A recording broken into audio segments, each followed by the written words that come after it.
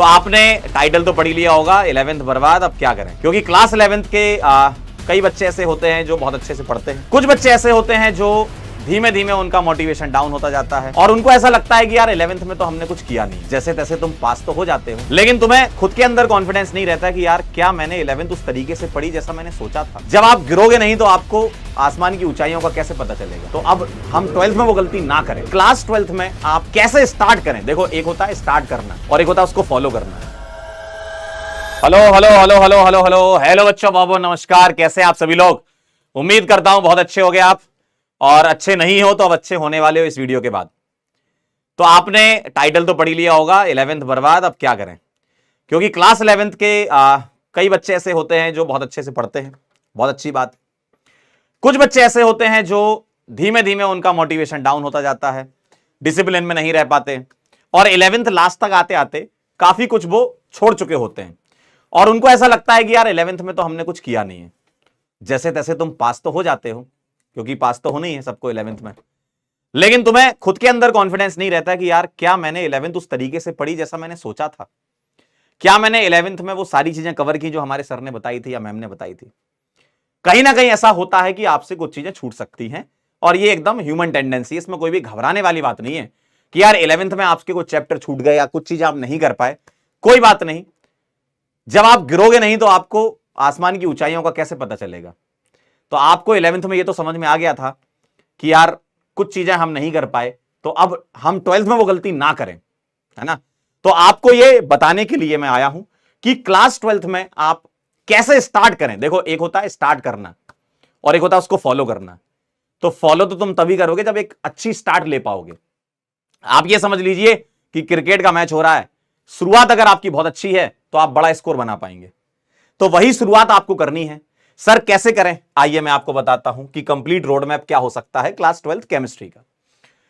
कई ऐसी चीजें हैं केमिस्ट्री में जो क्लास 11th में थी और जिनका एप्लीकेशन क्लास 12th में आने वाला है।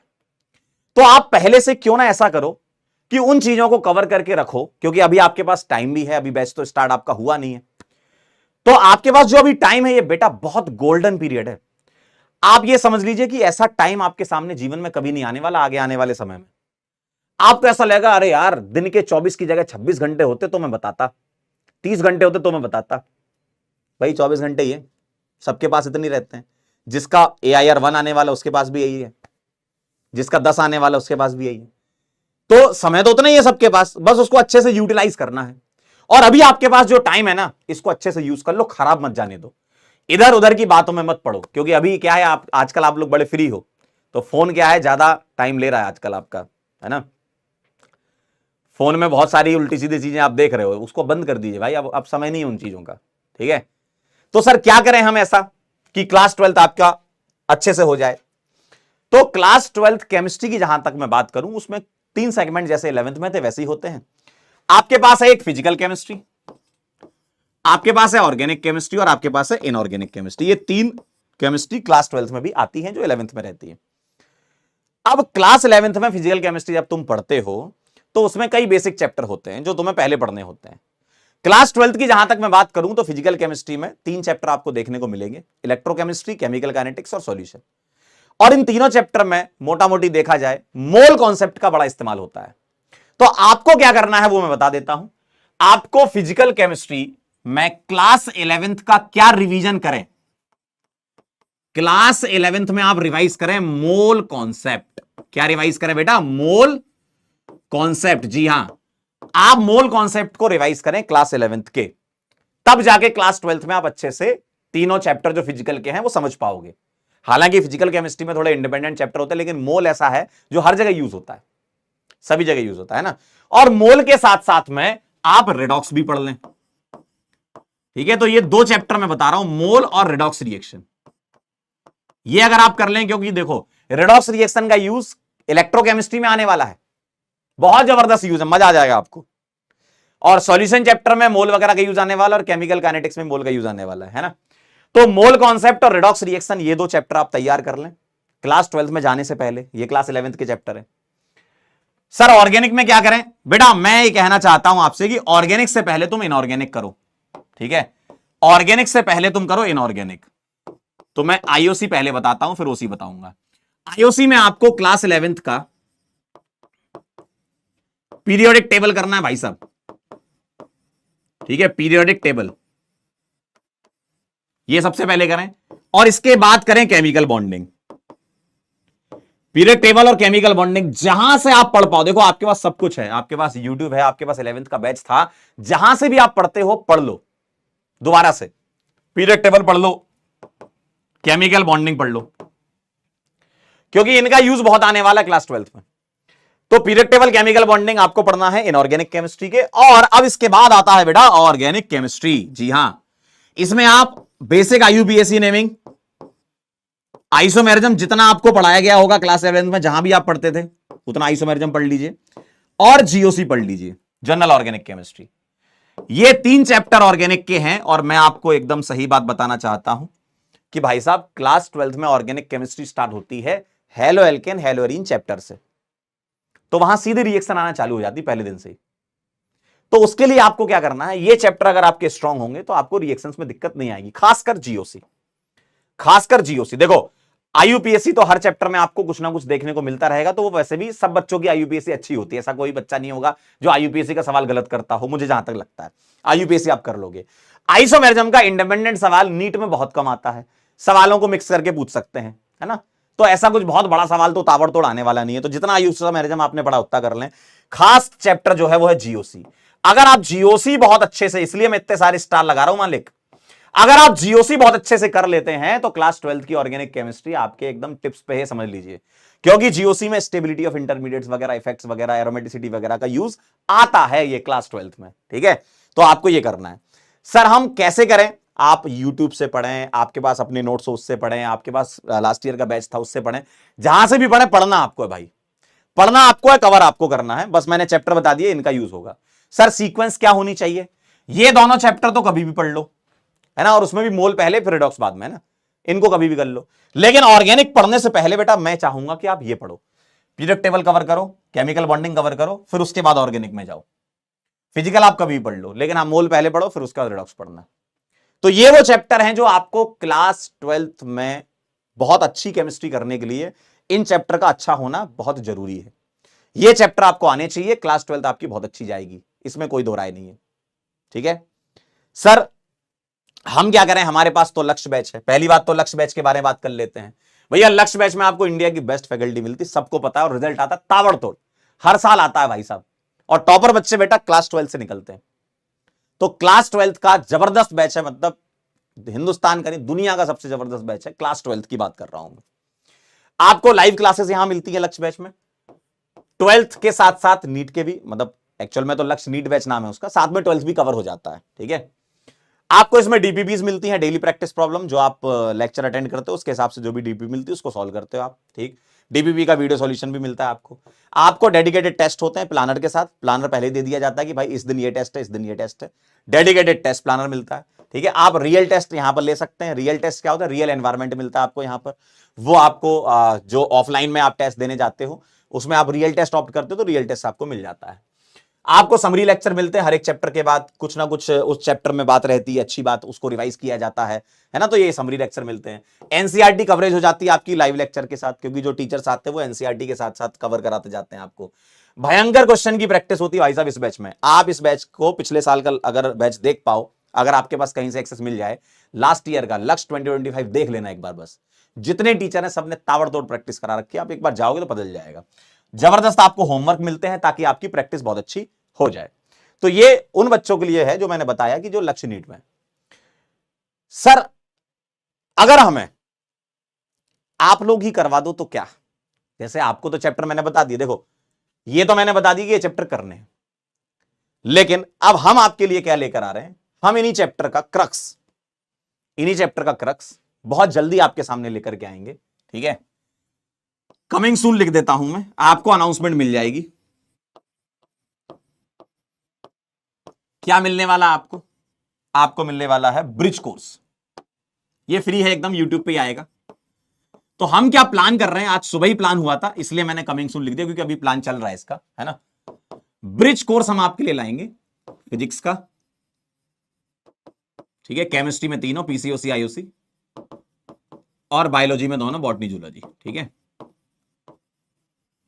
तो फिजिक्स केमिस्ट्री और बायोलॉजी का ब्रिज कोर्स आपके सामने आएगा, जो ब्रिज बनाएगा किसके बीच में, 11th से जब 12th ट्रांजिशन होता है तो आपको क्या क्या चीजें जरूरी है ना। यहां पर कुछ ऐसी चीजें आपको बताई जाएंगी जो आप 11th से 12th में आपका स्मूथ ट्रांजिशन हो जाए, तो आपके लिए हम लोग ब्रिज कोर्स लेकर के आ रहे हैं। लेकिन मैं ये चाहूंगा कि ब्रिज कोर्स तो चलो आ जाएगा, आप साथ में कर लोगे, आप अपनी तरफ से भी तो कुछ करो। आप हमेशा अपनी आदत गंदी मत बनाओ कि जब मास्टर कराएगा तब करेंगे, आप अपनी तरफ से कर सकते हो। ऐसा नहीं कि आपने वो चैप्टर जो मैंने बताया वो पढ़े नहीं, आप देखो ना, आपने क्लास 11th के लिए ये चैप्टर पढ़ रखे हैं, क्लास 11 जब पढ़ते थे ये चैप्टर कर रखे हैं आपने। बस मैं ये कह रहा हूं कि आप एक बार अपनी तरफ से रिवाइज करो, ठीक है। आपको ब्रिज कोर्स में आना है, आ जाना, फ्री ऑफ कॉस्ट है, यूट्यूब पे चलेगा आपके लिए, ब्रिज कोर्स एकदम फ्री है। लेकिन जरूरी क्या है, जरूरी है मालिक खुद से पढ़ना सीखो। जब तक आप खुद से मेहनत नहीं करोगे सिलेक्ट कैसे होगे, पेपर में तो तुम्हें ही बैठना है ना। हम लोग तो अपनी तरफ से जितना कर सकते हैं आपके लिए कर रहे हैं। जरूरी बात यह है कि आपको अपनी तरफ से पढ़ाई स्टार्ट कर देनी चाहिए, क्योंकि अब कमिंग सून लिखा है, अब आएगा, जब भी आएगा आएगा जरूर। लेकिन तब तक आप क्या करोगे, इंतजार करोगे ब्रिज कोर्स आएगा तो पढ़ेंगे हम, मालिक ने बोला था ब्रिज कोर्स से पढ़ेंगे। अरे पढ़ लेना, तब रिवाइज कर लेना, एक बार और रिवाइज हो जाएगा। लेकिन उससे पहले आप अपना खुद के नोट्स उठाओ, लास्ट ईयर के जो नोट्स आपके 11th क्लास के पढ़े हुए हैं, कहीं धूल खा रहे होंगे, जरा उनको निकालो बाहर, देखो जरा, उसमें बहुत अच्छी चीजें लिखी हैं, उनको पढ़ो। यूट्यूब से देखना, उससे देख लो, कवर अपनी तरफ से करो। आप हम जब आएंगे तब तो करा ही देंगे, लेकिन आपको उसके पहले खुद से कवर करना है, ठीक है। और बिल्कुल भी घबराने की बात नहीं है। अगर क्लास 11th आपकी उस लेवल पे नहीं गई है जो आपको लगता था, एक होता ना एक्सपेक्टेशन हम पाल लेते हैं कि यार ऐसी जानी चाहिए, ठीक है, नहीं गई, कुछ भी कारण हो सकते हैं, XYZ, सबके अपने अपने कारण हो सकते हैं। 11th आपकी उतनी अच्छी नहीं गई, कोई बात नहीं, क्लास 12th, और ये सबसे अच्छी बात पता है आपके साथ क्या है, कि आप बहुत जल्दी स्टार्ट कर रहे हो। आप क्लास 12th जल्दी स्टार्ट कर रहे हो भाई, इस महीने नहीं तो अगले महीने आप स्टार्ट कर दोगे, और आपको पेपर देना है नेक्स्ट ईयर मई में, तो आप ये समझ लो कि आपको आराम से 12 महीने के ऊपर ही टाइम मिल रहा है। तो आपके पास इतना टाइम है कि आप मल्टीपल टाइम रिवीजन कर सकते हो, मल्टीपल टाइम 11th भी रिवाइज कर सकते हो, 12th भी कर सकते हो, खूब सारे टेस्ट भी दे सकते हो। अच्छा खासा टाइम होता है आपके पास, तो इस टाइम को खराब मत जाने दो, क्योंकि बेटा ये जो समय है ना जीवन में ना, इंसान को एक बार मेहनत करनी होती है। हो सकता है कि आपका टाइम ये हो, वो तो आप ही बताओगे, आप ही मेहनत करोगे तो पता चलेगा। एक बार मेहनत करनी होती है जो आपका पूरा करियर ही डिफाइन कर देती है, फिर उसके आगे आप बस उसमें चीजें एनहेंस करते जाते हो, जोड़ते जाते हो, सीखते जाते हो, चीजों से, जीवन से सीखते हैं। लेकिन एक बार आपको वो लग के जो मेहनत होती है ना, वो क्लास 12th है भाई, कक्षा 12वीं है, जहां पर आपको एकदम जबरदस्त तरीके से मेहनत करनी है, और बिल्कुल मेहनत से घबराना नहीं है। 11th में आपके साथ जो हुआ भूल जाओ, जो हुआ भूल जाओ भाई। पास्ट से क्या सीखते हो, कुछ ना कुछ सीख के आओ ना, तभी तो उसको यूज कर पाओगे आगे, है ना। तो पास्ट से आप क्या सीख रहे हो, क्लास 11th की क्या गलतियां नहीं आपकी, किस वजह से आप नहीं पढ़ पाए, क्या आप दोस्ती यारी में फंस गए, या प्यार के पंचनामे में फंस गए, या पंचायत में फंस गए, या लोगों को कंपेयर कराने में फंस गए, या एक साइड दूसरे साइड की साइड लेना कि हम तो इस साइड हम उस साइड है, लड़ाइयों में फंस गए आप। तो कुछ भी कारण हो सकते हैं आपके, लेकिन अब मत फंसो भाई, ठीक है। इंसान गलती एक बार करता है ना, सीखे उससे। किसी कारण बस आप नहीं पढ़ पाए, कुछ भी कारण हो सकते हैं, सीखो ना उन गलतियों से, कि भैया क्लास 12th में मुझे वो गलती नहीं करनी जिस वजह से मेरी क्लास 11th खराब हो गई थी, या उस लेवल पे नहीं जा पाई थी जिस लेवल पे मैं चाह रहा था। और इंसान अपने सुख और दुख का कारण स्वयं होता है। आपकी क्लास 11th खराब हुई आप ही की वजह से, आप ही नहीं पढ़ रहे थे, आप ही घूमने फिरने में लगे रह गए, दोस्ती यारी में लगे रह गए, जब पढ़ना था तब नहीं पढ़ रहे थे, कैसे तैसे पास हो गए। लेकिन भाई सपना बड़ा है ना, डॉक्टर बनना है, आसान काम तो नहीं है, भगवान का दूसरा रूप होता है डॉक्टर, तो इतना आसान तो नहीं है, कंपटीशन बहुत टफ है। तो उस लेवल पे तुम्हें मेहनत भी करनी पड़ेगी, और मेहनत करने के लिए हमेशा तैयार रहो, मेहनत से कभी मत भागो। आज नहीं तो कल मेहनत करनी होगी, खुद से करना सीख लो तो बहुत अच्छी बात है, वरना ऊपर वाला बहुत तगड़ी मेहनत कराता है, फिर समझ में नहीं आता, ऊपर वाला थपेड़े लगाता है बहुत तगड़े। फिर वो जीवन से सिखाता है तुमको, फिर तुमको लगता है अरे यार उस टाइम पे पढ़ लेते 12वीं में तो सिलेक्शन हो जाता, अब तो 2 साल निकल गए, अब मेरा मन कर रहा है पढ़ने का। बेटा ऐसा क्यों सोचो, मैं आपको भविष्य इसलिए समझा रहा हूं, थोड़ा रिलेट करके दिखा रहा हूं कि आप 2-3 साल बाद ये ना सोचो कि 12वीं पढ़ लेते, इसलिए बेटा अभी से पढ़ लो, ठीक है। थोड़ा घर वालों की चिंता कर लो कि यार घर वाले बड़े मुश्किल से तुमको यहां तक लेकर के आए हैं, ठीक है। थोड़ा अपने बारे में सोच लो कि मैं कुछ तो बनूं, नाम के आगे DR लिखना है कि नहीं, ये भाई अपने आप में बहुत बड़ी चीज है, इसके लिए लोग मरते हैं भाई, ये लिखना बहुत बड़ी चीज है अपने आप में, आसानी से नहीं मिलता ये। तो अगर आपको यहां तक पहुंचना है, जो भी आपका नाम है, डॉक्टर के आगे अपना नाम भर लेना, जो भी आपका नाम है उसके आगे अगर आपको ये लगाना है ना, आसान नहीं है, बहुत लोग इसके लिए लड़ रहे हैं। तो अगर आपको सच में करना है तो मेहनत करना सीख लो, जो बोला जाए, जैसा बोला जाए वैसा करते जाइए, कुछ भी इधर उधर मत सोचिए।